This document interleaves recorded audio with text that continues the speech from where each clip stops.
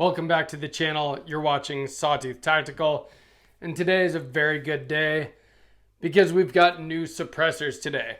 You might remember a while back I did two videos actually.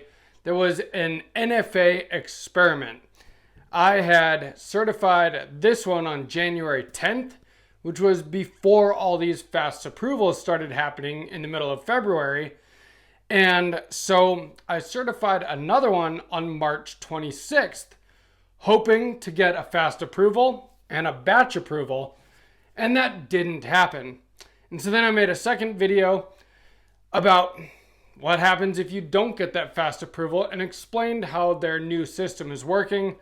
Well, I figured out how to get your cans approved if you have been waiting, and that's what today's video is. So if you're interested in that, if you've been waiting on cans longer than what seems like everyone else, well then this video is for you.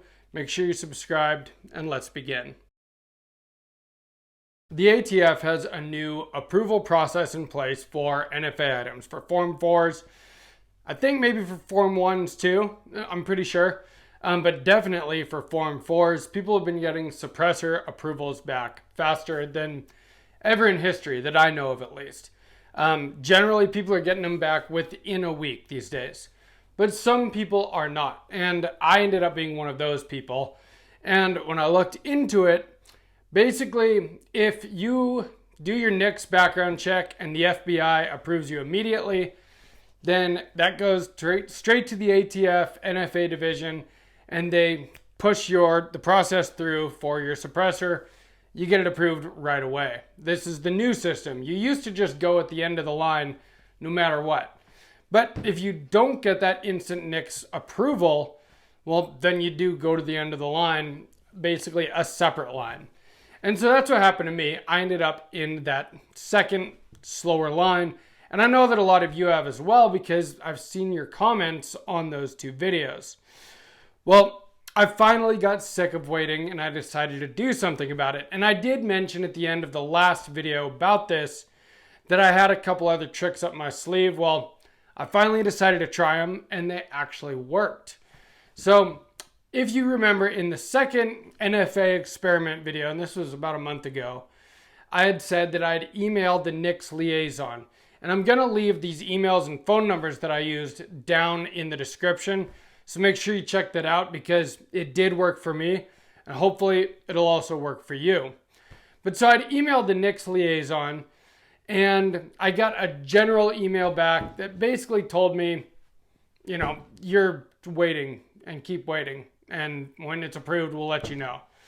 It seemed like an email that they just send to everyone without even looking at your stuff. And I did put, you know, individual information about me on that email. I also left out something that I probably should have put in it, and that was the permit control numbers for these two suppressors. I'd like to thank Aura, which is the sponsor of this video. You know, firearms can protect you and your family and your household from a lot of threats and provide you with a certain amount of security. Well, Aura can provide you with security from the things that you don't see and protect you from those threats. I've been using it for a few months now. When I first got it, I Googled my name, and there was a lot of stuff that came up. And then I signed up with Aura, and I watched as they took each and every one of those things off of the internet so that my information wasn't out there anymore. They do a lot of things, including identity and credit monitoring, password manager, antivirus protection. They have a VPN, home title monitoring, and then the big one is data broker removal.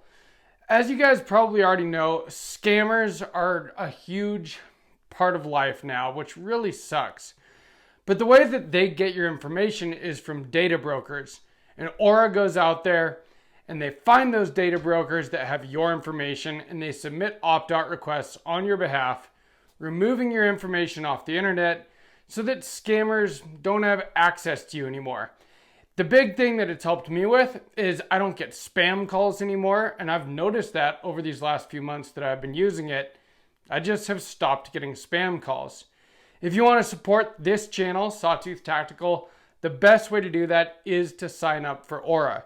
You get 2 weeks free if you use my link, which is aura.com/sawtoothtactical.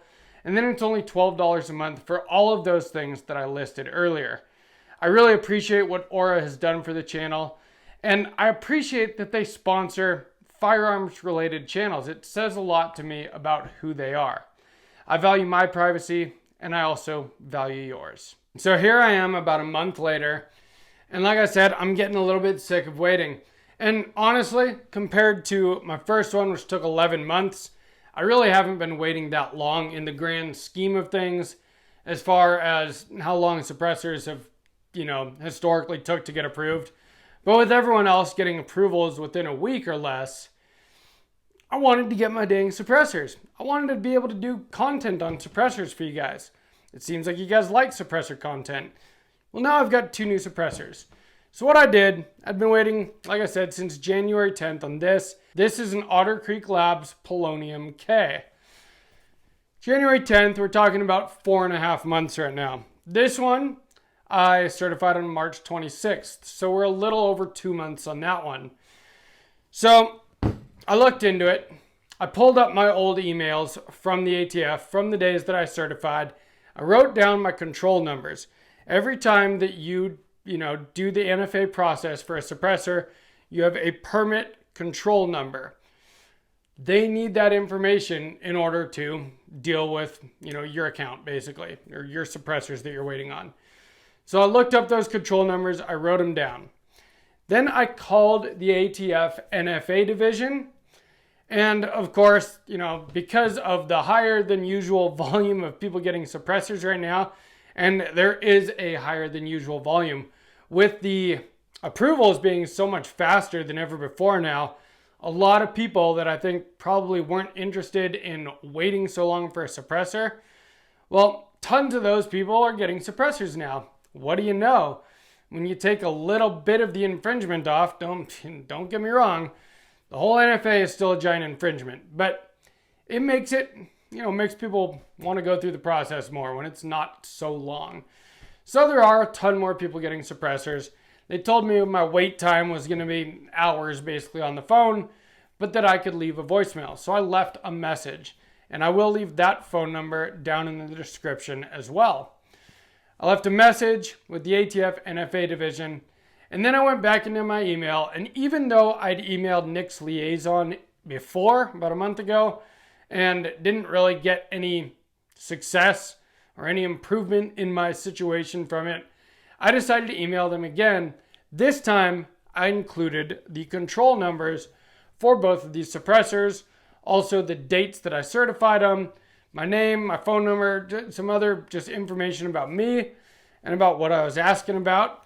And basically just asked them politely, what's taking so long? You know what I mean? And got nothing back the rest of the day. Well, I woke up this morning to 3 emails. One from FBI, Nick's liaison. The same email I got a month ago saying basically to just sit around and wait. Well, the next 2 emails were from the ATF saying that this was approved and this was approved. So what did I get approved? I got the Otter Creek Labs Polonium K. This is a 5.56 suppressor, and I've got the ASR Bravo mount on it. It comes with a direct thread mount, but because I pinned and welded a Silencer Co. ASR 3-prong flash hider on my 14.5-inch build here, that's what I'm going with for the suppressor. In fact, I ordered 2 more ASR brakes for these 2 5.56 guns so that I will quickly be able to attach and detach this suppressor to all my 5.56 guns. You thread it on, and then it's got a locking collar, and that thing isn't going anywhere. It's a great system. I did a lot of research before I decided on the Silencer Co. ASR system, and I think I'm going to be really happy with it. People that know a lot about suppressors seem to like this system. There are other great ones, and the Polonium K is hub compatible, so you can use Rearden, you can use whatever you want basically. But I chose ASR for this. I think it looks great, and it's totally solid. So this build is now finished. at least until I get night vision and have to put a laser aiming module on it.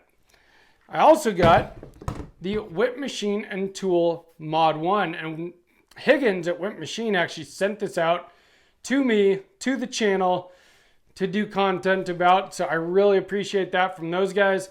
He'd seen other videos of mine on the Whip Machine and Tool Dirty 30 that I've got on my 300 Blackout, and so when I reached out to him, he was happy to send me their Mod 1 because I wanted a 9mm suppressor for my AR9. Well, the cool thing about the Mod 1, so the original, the Dirty 30 there, is only direct thread, which is just fine because that one lives on that gun.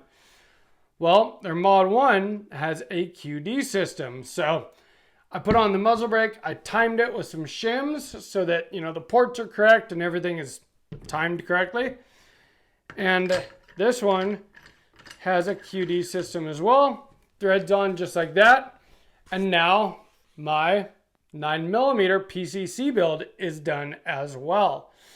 The only thing I might still get for it is one of those FCD cable management panels because I moved my light forward once I installed the suppressor, and now I just need some cable management. But other than that, this build is done. So today I got to finish 2 builds that I've been working on for a very long time. The last piece to the puzzle for both of them was the suppressors. I will be doing full videos on both of these suppressors coming soon.